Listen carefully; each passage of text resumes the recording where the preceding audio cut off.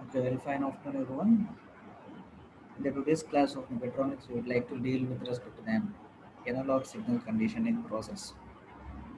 As far as the electronic devices has been considered,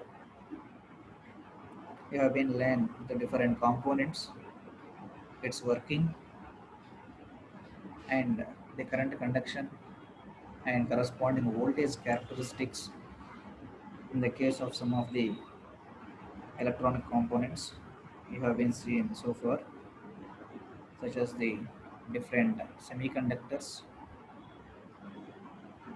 transistors. Sandwiching of the semiconductors leads to the transistors and its working, and the forward bias system of the transistor and the reverse bias system of the transistors, and the further sandwiching of these transistors relates to the junction field effect transistors, and that we have been seen in the last class, that is junction field effect transistors, metal oxide semiconductor field effect transistor, that is the MOSFET, JFET, that is junction field effect transistor, and MOSFET, metal oxide semiconductor field effect transistor, the concept that we have been seeing in the yesterday's class. And regarding the bipolar junction transistor, we have been seeing in the previous class. So in the today's class, we would like to deal with respect to the signal conditioning system, how the signals are being conducted from the source place to the corresponding destination place, how the display is being monitored with an appropriate processing that has been done in the process, and displaying it as an output by making the necessary actions. Here in the pictorial representation, it's clearly specifying that the sensor or transducer, we all aware of that. The sensor is a sensing element which transfers a physical quantity to a system, indeed to analyze or transfer that physical quantity to a particular statistics of a digital display. And transducer is an action that will be done by sensing, and corresponding or necessary actions will be referred, and the converted action will be shown with exact specifications. Here the sensor will give the basic signals from the corresponding output, and to which output the transfer zone need to be taken. There is analog signal condition.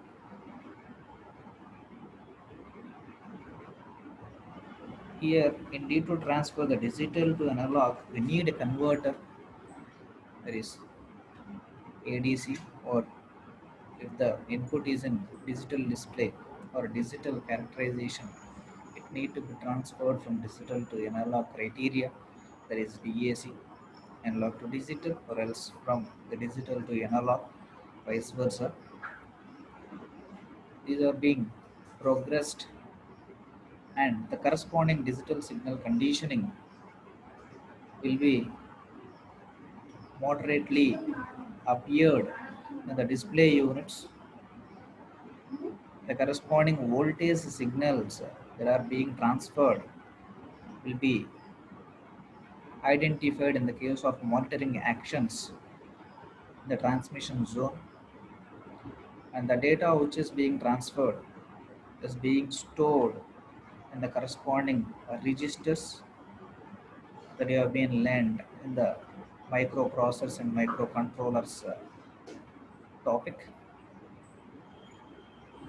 Will be having different kinds of registers at different capacity of storage, and the data will be storing in that particular registers for the commencement of or for the reference of future statistics. Hence here m is a magnitude to be measured, and p1, p2, p3 influences the magnitudes of different variables which are need to be measured or analyzed, and the corresponding data, that is unmeasured quantity of variables, that is p1, p2, p3, which is sensed by a sensor or transducer, which converts the one form of systemic to the another form of system. And this analog signal conditioning will receive the signals that are being sensed by the sensor or transfer signal, a translated signal from the transducer, and make the necessary actions in the form of the voltage, and the voltage data containing voltage will be connected to the display and will be stored in a particular storage devices. Here Q refers to an noisy signal. Analog signal, that a Q represents an electrical magnitude which needs to convert the electrical system to an physical system. There is an analog mode which is need to be specified in the form of a particular value. That is nothing but Q is an unmeasured statistics or noise signal which will be entering into the conditioning module, will be verified, and the output voltage of that particular signal is conditioned and is displayed on the display screen. So indeed, to commencement of these criteria, this entire process, upon a particular processing, we need to analyze a output voltage, that is V naught, which is obtaining, and that is to be stored in a particular storage device, and or else it need to be transferred from one device to the another device, or what is the measured value of a V naught that will be displaying in the display screen. So this digital signal conditioning process involves a series of steps. So we'll be discussing in detail what are the internal functions of this signal conditioning. First one, it is an amplification. Second one, it is filtering. Next, attenuation, isolation, and linearization. We'll be moving the discussion related to these topics. Attenuation. What is meant by attenuation? It's a general term that refers to any reduction in the signal strength of the signal. Nothing but decreasing of frequency or bandwidth of the signal at a particular strategy which is having unstabilized in condition. This may be occurs at any phase of the or any type of the signal, and it may be of both the criterias, whether it may be of digital or in analog form. Coming to the point of this voltage divider, majority of this data acquisition inputs can measure in the form of voltages within the range of feasible levels, that is maximum of 10 volts, and in between is 5 to 10 volts, minimum of 5 and maximum of 10 volts. And maximum, the limitation has been termed to 10 volts. If the voltage has been higher than the maximum value, then these voltages must be attenuated. So hence, this attenuation in the sense crossing the limit value. So it need to stabilize in between the standard values, that is 5 to 10. If the voltage signal has been crossed the maximum value, that is higher than the 10 volts, if the 11 volts has been appeared, it has to be attenuated. So by appearing or by giving the external support or the processor to the processor or from the processor or from the controller, it has to be attenuated and to be maintained within a particular feasible value, that is 5 to 10 volts. So it should not be exceeded 10 volts.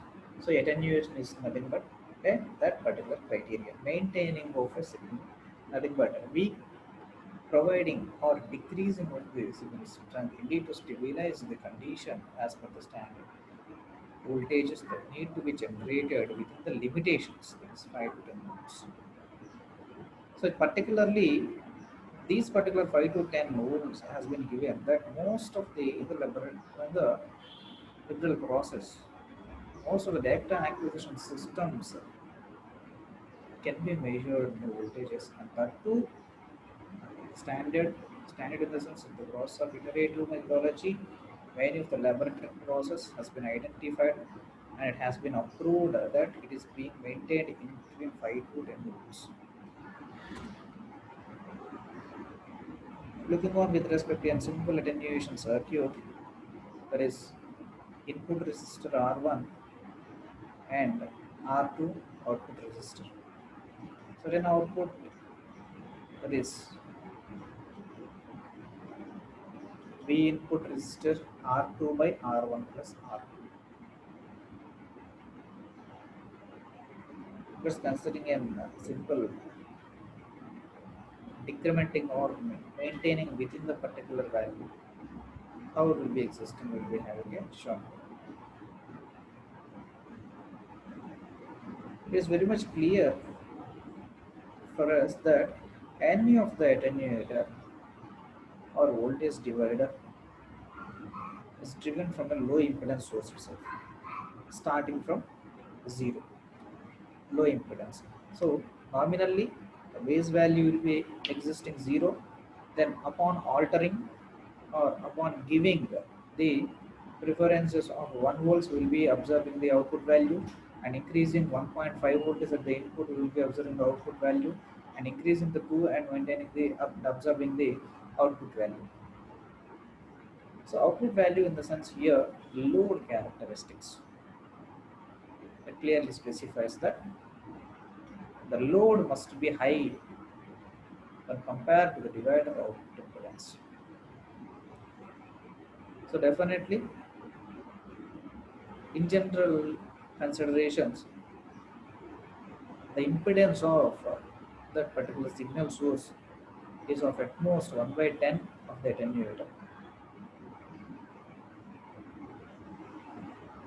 and have an impedance of at least 10 times the attenuator's output impedance. That is starting from the base level unity value, and upon increasing, verifying the load criteria, processing schedules, and how many times incrementally the attenuation process are being taken place upon load criteria and increasing demand signal strength. So our main motto here, attenuation refers to limiting the value in between a particular feasible value or allowable limitations. And in the simple impedance, if in the given circuit, if R1 is to input level variated with respect to 1, the load resistance will be increasing furtherly more as per the V output is equal to V of R2 by R1 plus R2. Nominally for one impedance at most 1 by 10 of 10 times of the attenuator's output, it is being raised. There is an at least minimum value. To that, for that particular purpose, it is necessary to measure or monitor that particular electrical signals from multiple sensors. So you may not get the signals of that particular range not only from the single component of the electrical system. So in the motherboard, it will be having n number of such type of components. If simultaneously n number of components leads to the same performance, how the limiting should be considered and attenuation must be done simultaneously. So for that particular purpose, we are having this multiplexer. There are two different components here. There's a multiplexer ones, demultiplexer ones. So multiplexer here refers that, one second,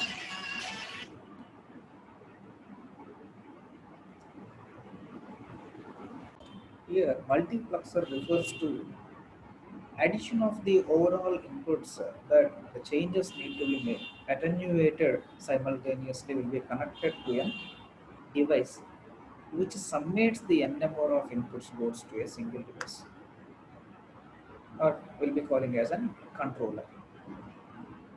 And the second term there is demultiplexer. The n number of outputs to be passed to a single electrical component will be distributed to the different components simultaneously. Nothing but one of the output is being executed, and that will be distributed to n number of electrical components in an equilibrium strategy of output. And hence our main motto here it is, when the signals has been increasing than the limitations, it has to be minuted and should be maintained within the physical or operational characteristics. All right. So instead that simultaneously almost all the components need to be minimized to a particular extent, and hence here multiplexer plays a major role. And hence the circuit here clearly specifies that load cell is connected. Load cell is connected to an port number 1 and port number 2. Pressure sensor is connected to port number 3, port number 4, and next thermistor is connected. And hence here pressure values need to be taken as an input, load criteria should be taken as an input, and corresponding output need to be generated with respect to an changing of this conversion process, and oscillations need to be maintained, and if at all the controlling actions need to be performed, and depending upon that this controller leads to a common starting value or resetting conditions. If at all the initial strategy or cyclic process is again started, reset plays a major role. Again from the count from zero it need to be started. Alright. And this special interface. So here the interface consists of some of the additional parameters that controlling of the signal and clock pulses, output generating pulses, and passing conditions, input conditions, digital media input and digital output signals, and overall will be progressed to the microprocessor. This is a microprocessor. And entire this interfacing is being taken place with an bilateral considerations that this GPIO and a special interface, nothing but an controlling accessories. Controlling accessory. So this controller plays a major role. Controller plays a major role here.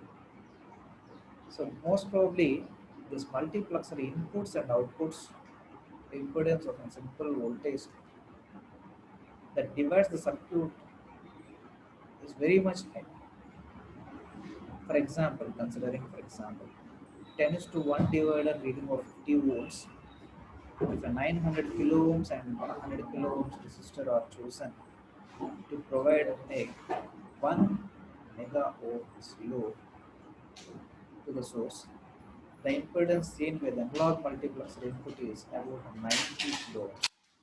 So the minus to 1 characterization of divider reading 50 volts, 9000 kilo ohms and resistor 1 9000 kilo ohms and 100 kilo ohms resistors are chosen to provide 1 mega ohm.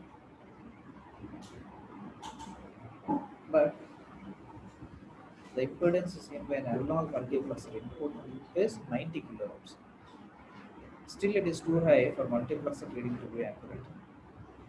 So, what's the consideration here in the sense when the values of both downsized by a factor of 100 ohms, so the output impedance is less than 1 kilo ohms because the one that's 100 kilo ohms has been minuted, then only the 900 kilo ohms will be a reference factor. The voltage measurement will be effective because it's not maintaining to an 1 mega ohm. Hence, simple attenuation circuit is not practical with respect to the multiple or multiplexing inputs. This is a major factor that need to be considered in this case. For that particular purpose,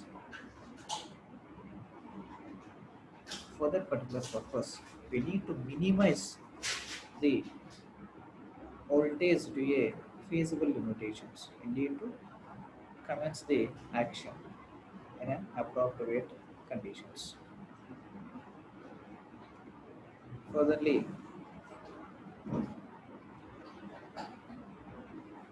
for the commencement of that particular strategy, we need to have a divider concepts. Buffered voltage divider, the low impedance loading effect of simple voltage dividers can be overcome using the unity gain buffers and reverse the divider outputs on the divider outputs. There's a common factor which will have a fixed value upon buffer has high input impedance.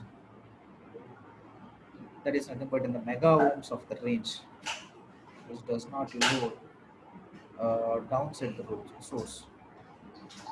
Even when the network is in the as we have been considered in the previous example, that 100 ohms which is needed to generate the 1 mega ohm of resistance.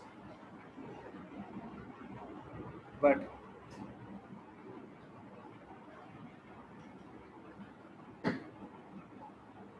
coming to the buffer point of view, the buffer's output impedance is very much low, very much low, which is multiplexed analog input. It is a multiplexed analog input because two or three different components which has been connected simultaneously, as we have been seen in the diagrammatical reference that operational amplifier which is serving as an impedance matching buffer to prevent the load from affecting the divider's output range. Here, the voltage is resistor A and resistor B, which is connected to an operational amplifier with respect to a positive, and corresponding output is being measured with respect to an load resistor. Parametrical changes here refers to two different conditions as we have discussed in the given information to us, either in the operational characteristics and transistor basis. All right, this will be having an clear-cut discussions related to the buffering and buffering characteristics simultaneously, and regarding its characteristics also we will learn simultaneously in the next upcoming class, and we'll be stopping this for today's class session, and we'll be continuing in the next class.